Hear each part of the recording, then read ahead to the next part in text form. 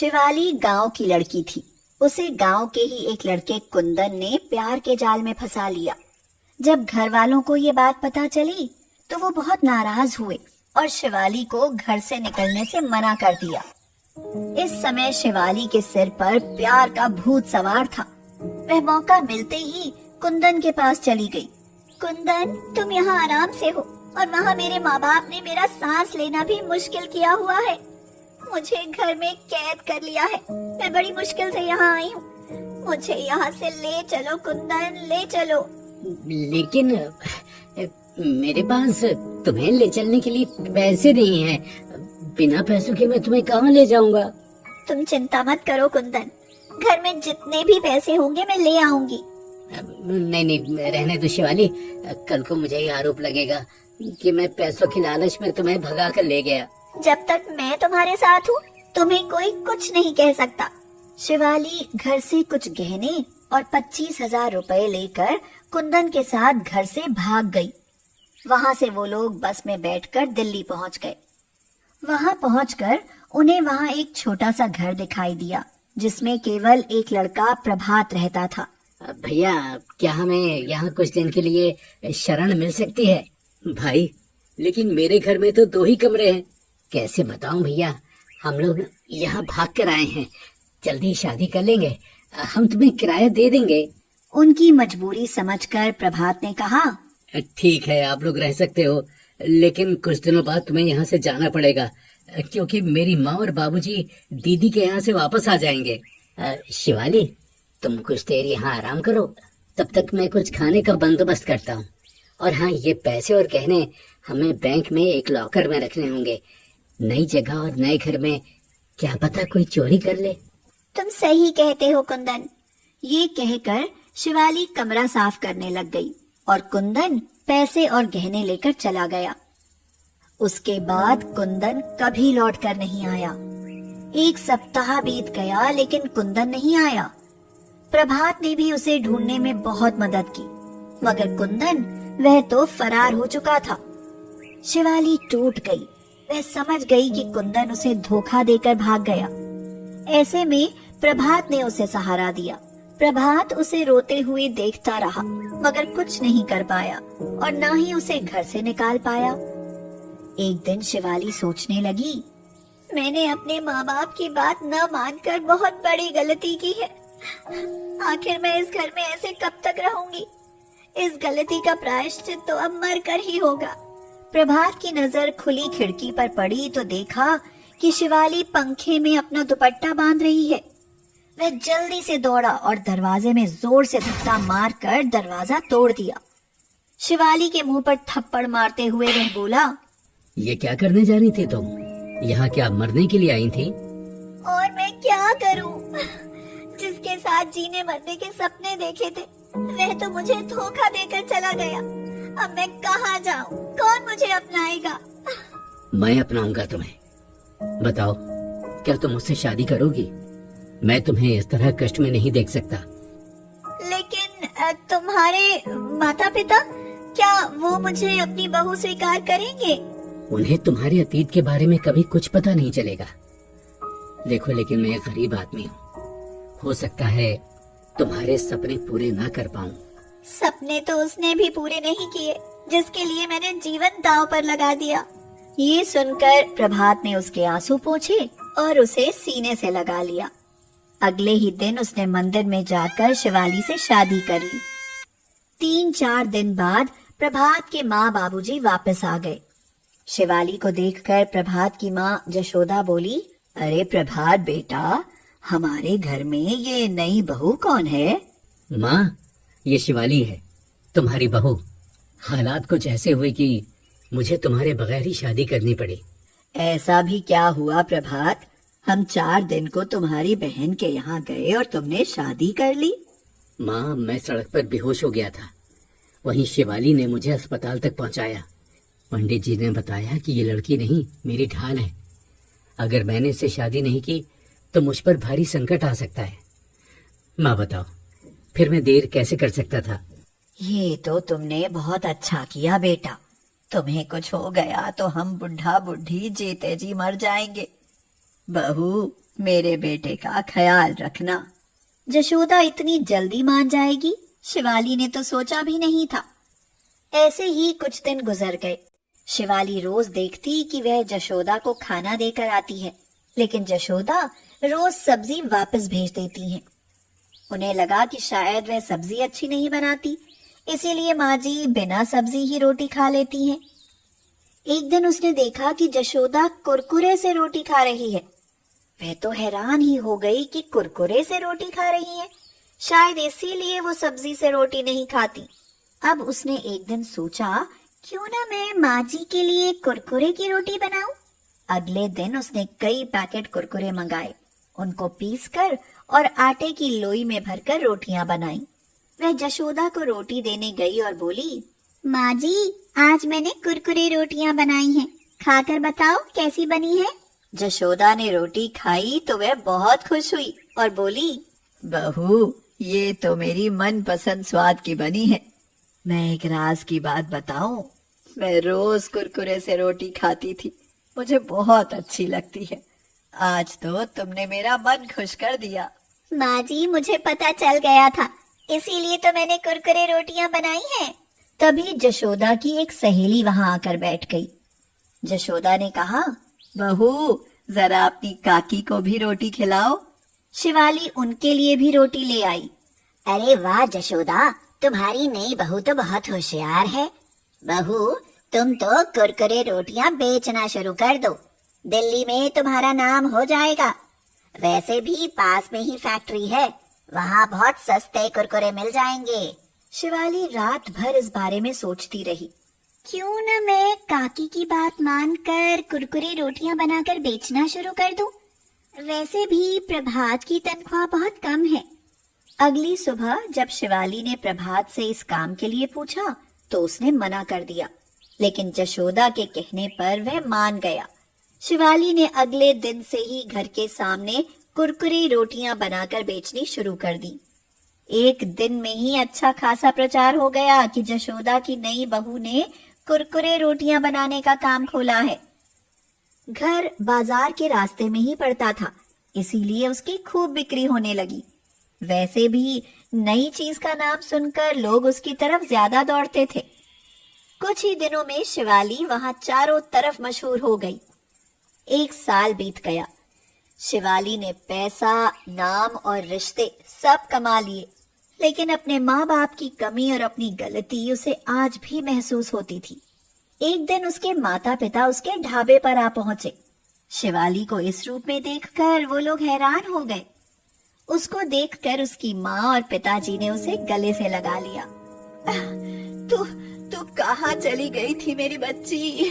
हमने तुझे कहाँ नहीं ढूंढा। माँ, पिताजी, मैं नादान थी, रास्ता भटक गई थी, मुझे माफ कर दो। तभी वहाँ जशोदा आ गई। माँ जी, ये मेरे माँ और पिताजी हैं, गांव से मुझसे मिलने आए हैं। तुम महान हो समधन जी, जो ऐसी बेटी को जन्म दिया। तुम्हारी बेटी ने मेरे घर को स्वर्ग बना दिया है। जानती हो, पूरी दिल्ली में मशहूर हो गई है मेरी बहू की कुरकुरे रोटियां। शिवाली उन्हें अंदर ले गई और मौका मिलते ही अपनी शादी के बारे में सब कुछ बताया। अपनी बेटी को खुश देखकर वो लोग 2 दिन बाद वापस चले गए। अच्छा हुआ शिवाली जो कुंदन तुम्हें छोड़कर भाग गया, वरना मुझे इतना कीमती हीरा कैसे मिलता। और मुझे भी तो आप न मिले होते। शिवाली, अब इस काम को हम बड़े पैमाने पर करेंगे, जिससे तुम्हारा नाम दूर दूर तक जाए। जानती हो माँ कितनी खुश है अपनी नई बहू से। नई बहू से नहीं, बल्कि नई बहू की कुरकुरे रोटियों से। अब आप भी नौकरी छोड़ो और मेरा हाथ बटाओ। उसके बाद वो दोनों मिलकर कुरकुरी रोटियां बेचने लगे। सभी को प्रभात नहीं मिलते, इसलिए लड़कियों को अपने जीवन का फैसला माँ बाप पर छोड़ देना चाहिए, नहीं तो जीवन बर्बाद हो जाता है। विनायक का जीवन बचपन से ही संघर्ष करते हुए गुजरा। पिता के गुजर जाने के बाद उसकी माँ दूसरों के घरों में बर्तन मांजने लगी और विनायक अमीर लोगों के जूते चप्पल पॉलिश करने लगा। उसकी दिन रात की मेहनत भी उसकी माँ को टीबी की बीमारी से नहीं बचा पाई। और उसे 13 साल की उम्र में 11 साल की एक बहन की जिम्मेदारी सौंपकर स्वर्ग सिधार गई। विनायक ने सड़क से जाते हुए एक आदमी मलखान से कहा, जूते पॉलिश करा लो साहब जी, जूते पॉलिश करा लो। अरे नहीं कराने मुझे जूते पॉलिश। करा लो ना साहब, घर पर मेरी बहन भूखी बैठी मेरा इंतजार कर रही होगी। क्या बहन भूखी बैठी होगी? क्या मतलब? हमारे माँ बाप नहीं है, हम दोनों का पेट भरने के लिए मैं जूते पॉलिश करता हूँ। अगर आप जूते पॉलिश नहीं कराओगे तो मैं पैसे कैसे कमाऊंगा, और फिर मेरी बहन और मैं भूखे रह जाएंगे। मलखान ने विनायक के मुंह से ये बातें सुनी तो उसको उस पर बहुत दया आई। वह बोला, अरे यहाँ जूते पॉलिश करके तुम कुछ नहीं कमा पाओगे। देखो मेरा अपना होटल है, चलो मैं तुम्हें अपने होटल में ले चलता हूँ। वहाँ बस तुम टेबल साफ कर दिया करना और ग्राहक को खाना परोस दिया करना। मैं तुम्हें महीने की तनख्वाह दूंगा और साथ में ग्राहक भी इनाम देकर जाएंगे। ये सुनकर विनायक खुश हो गया और उसने पूछा, ये होटल कहाँ है साहब जी? मुरादाबाद में शाही दरबार होटल है। वहाँ चिकन मटन सब कुछ बनाया जाता है और सबसे ज्यादा वहाँ की बिरयानी मशहूर है। बिरयानी का नाम सुनते ही उसकी आंखें जुगनू सी चमकने लगी। महीनों से सही से पेट भर रोटी भी नसीब नहीं हुई थी। बिरयानी का नाम सुनते ही विनायक के मुंह में पानी आ गया। वह बोला, रुको साहब जी, जरा मैं अपनी बहन को साथ लेकर आता हूँ। विनायक अपनी बहन गुनगुन को भी साथ ले आया और मलखान के साथ उसके होटल चला गया। वहाँ तेज मसालों की खुशबू सूंघते ही दोनों भाई बहन का मन खाना खाने के लिए ललचाने लगा। भैया, मुझे भूख लगी है, मुझे भी ऐसी खुशबू वाला खाना चाहिए। चुप कर गुनगुन, मेरा भी नया नया काम लगा है, जब पैसे मिलेंगे तभी तो खाना खिलाऊंगा। सुनो लड़के, तुम्हारा क्या नाम है? मेरा नाम विनायक है साहब जी। चलो जल्दी जल्दी टेबल से बर्तन उठाकर टेबल साफ करो और जो ग्राहक बैठे हैं ना उनसे ऑर्डर ले लो। तुम कर तो लोगे ना? अरे क्यों नहीं साहब जी, ये तो मेरे बाएं हाथ का काम है। ये सुनते ही विनायक ने थोड़ी ही देर में मेज चमका दी। जिन लोगों से ऑर्डर लिए उनसे पूरे दिन में 50 रुपए की कमाई भी कर ली। लेकिन जैसे ही वह जूठे बर्तन उठाकर चला तो उन बर्तनों में बची हुई जूठी बिरयानी देखकर वह अपने मन को नहीं रोक पाया और चुपके से वह बिरयानी एक पॉलिथिन में डालकर बाहर बैठी हुई अपनी बहन के पास ले गया और बोला, देख गुनगुन, मैं तेरे लिए बिरयानी लाया हूँ। मैं न कहता था कि हमारे दिन जरूर बदलेंगे। देख बदल गए। आज हम दोनों मिलकर बिरयानी खाएंगे। उन दोनों ने मिलकर बिरयानी खाई। पहला दिन खूब अच्छा गया। अब अगले दिन का इंतजार था। अब हर रोज विनायक काम पर जाता और जो भी अच्छा खाना जूठा बचता उसे अपनी बहन के लिए ले आता और दोनों बहन भाई उसे मिलकर खाते। इसी तरह 2 साल बीत गए। विनायक ने गुनगुन का दाखिला स्कूल में करा दिया। वाह विनायक, तुम तो बहुत अच्छे से काम सीख गए हो। सारे पुराने ग्राहक तुम्हें ही बुलाते हैं। मैं सोच रहा हूँ अब तुम रसोई का काम संभाल लो। मैं कर लूंगा साहब जी, आप जो भी काम बताएंगे मैं सब करूंगा। विनायक अब रसोई में काम करने लगा।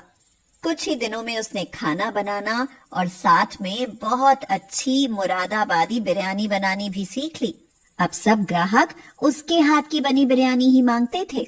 धीरे धीरे होटल में काम करने वाले लोग विनायक की तारीफों से जलने लगे।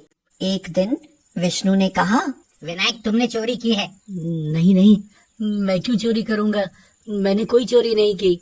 विनायक चोरी की बात सुनकर डर गया। विष्णु ने न जाने कब विनायक की जेब में गल्ले से उठाकर 1000 रुपए डाल दिए। विनायक को इस बात की खबर भी न लगी। कैसे शोर मचा रखा है? किसने की है चोरी? मालिक, मैंने अभी अभी इसे गले से पैसे चुराते देखा है। यकीन ना हो तो इसकी जेब में देख लो। मलखान ने उसकी जेब में हाथ डाला तो इतने पैसे देखकर समझ गया कि जरूर इसने चोरी की है। वह गुस्से से बोला, क्या तुमने चोरी की? आखिर किस चीज की कमी छोड़ दी मैंने तुम्हें? फुटपाथ से उठाकर तुम्हें यहाँ ले आया और सारी सुख सुविधाएं दी, फिर भी चोरी? मेरा भरोसा करो साहब जी, मैंने चोरी नहीं की, मेरी माँ की कसम। निकल जाए यहाँ से अभी, मैं कोई सफाई नहीं सुनना चाहता। मलखान ने उसे धक्का मारकर होटल से निकाल दिया। विनायक बहुत दुखी हो गया। उसे उस गुनाह की सजा मिली जो उसने किया ही नहीं था। विष्णु अब बहुत खुश था क्योंकि वह यही तो चाहता था कि विनायक को मालिक धक्का मारकर निकाल दे। विनायक वापस घर आ गया भैया, आज आप बिरयानी नहीं लाए? तो विनायक रोते हुए बोला, अब मैं कभी बिरयानी नहीं ला पाऊंगा गुनगुन। मालिक ने मुझ पर चोरी का इल्जाम लगाकर होटल से निकाल दिया है। रोते क्यों हो भैया? आपको तो सब कुछ बनाना आता है और आपके हाथ की बिरयानी का तो कोई जवाब ही नहीं। किसी की नौकरी से अच्छा तो अपना काम शुरू कर लो। विनायक ने बहुत सोचा कि अब वह क्या करेगा। उसे तो जूते पॉलिश और खाना बनाने के अलावा कोई काम आता ही नहीं था। जूते पॉलिश करके वह फिर से फुटपाथ पर वापस नहीं लौटना चाहता था। इसीलिए उसने मुरादाबादी बिरयानी बनाकर बेचने का फैसला कर लिया। मैंने सोच लिया है गुनगुन, अब मैं मुरादाबादी बिरयानी बनाकर ही बेचा करूंगा। अगले दिन वह उठा और बिरयानी बनाकर बेचने के लिए सामान जुटाने लगा। 2 साल होटल में काम करके वह इतने पैसे तो इकट्ठे कर ही चुका था। उसने एक ठेला खरीदा और बिरयानी बनाकर बेचने लगा। वह पहले ही बिरयानी बनाने में माहिर हो चुका था, इसीलिए उसका काम खूब चलने लगा और लोग न जाने कहां कहां से उसके पास बिरयानी खाने आने लगे। वह सुबह पतीले भरकर बिरयानी बनाता और शाम तक सब बिरयानी निपट जाती। 2 महीने बीत गए। मलखान के होटल में विनायक की बनी बिरयानी न मिलने पर ग्राहकों ने आना बंद कर दिया। कुछ लोग विनायक को ढूंढते ढूंढते उसके ठेले पर आकर बिरयानी खाने लगे। कुछ ही दिनों में मलखान का होटल बंद होने की कगार पर आ गया। एक दिन उसने विष्णु को उसके दोस्त से बात करते हुए सुना कि विनायक की जेब में पैसे रखकर उसी ने विनायक को चोरी का इल्जाम लगाकर फंसाया था और मलखान ने विष्णु की बात पर भरोसा कर लिया था। मलखान को अपनी गलती पर पछतावा हुआ और वह विनायक को ढूंढते हुए उसके ठेले पर जा पहुंचा और बोला, विनायक, तुम यहाँ बिरयानी का ठेला लगाने लगे? मैं तुम्हें पूछते पूछते यहाँ आ गया। तुम्हें तो शायद पूरा मुरादाबाद जाने लगा है, केवल मैं ही तुम्हें पहचानने में भूल कर गया। आपने तो चोरी का इल्जाम लगाकर निकाल ही दिया था साहब जी, लेकिन मैंने आपका पैसा नहीं, आपका हुनर चुराया था, जिस कारण आज मैं बहुत अच्छी जिंदगी जी रहा हूँ। मेरी बहन एक अच्छे स्कूल में पढ़ने लगी है। मुझे माफ कर दो विनायक और वापस अपने होटल चलो, वरना वो बंद हो जाएगा। मैं जान गया हूँ असली गुनहगार विष्णु है। नहीं साहब जी, आपकी कोई गलती नहीं है। आखिर मैं कब तक आपका नौकर बनकर काम करता रहूंगा? कुछ दिनों में गुनगुन का स्कूल खत्म हो जाएगा तो मैं उसे लेकर दिल्ली चला जाऊंगा और फिर वहीं मुरादाबादी बिरयानी बनाकर बेचूंगा। इससे आपके ग्राहक मेरे पास आना बंद कर देंगे, जिससे आपका काम फिर से चल पड़ेगा। तुम्हारी हर इच्छा पूरी हो बेटा। ये कहकर मलखान मुस्कुराता हुआ चला गया। कुछ दिनों बाद विनायक गुनगुन को लेकर दिल्ली चला गया। वहाँ उसने गुनगुन का दाखिला एक बड़े कॉलेज में करा दिया और वह वहाँ बिरयानी बेचने लगा। दिल्ली में मुरादाबादी बिरयानी के हजारों मुरीद थे। पूरे दिन उसके पास ग्राहकों की मारामार रहने लगी। विनायक दिन में हजारों की कमाई करने लगा। उसकी गरीबी का अंत हो चुका था और अब ऊंचाइयां उसके कदम चूमने लगी थीं।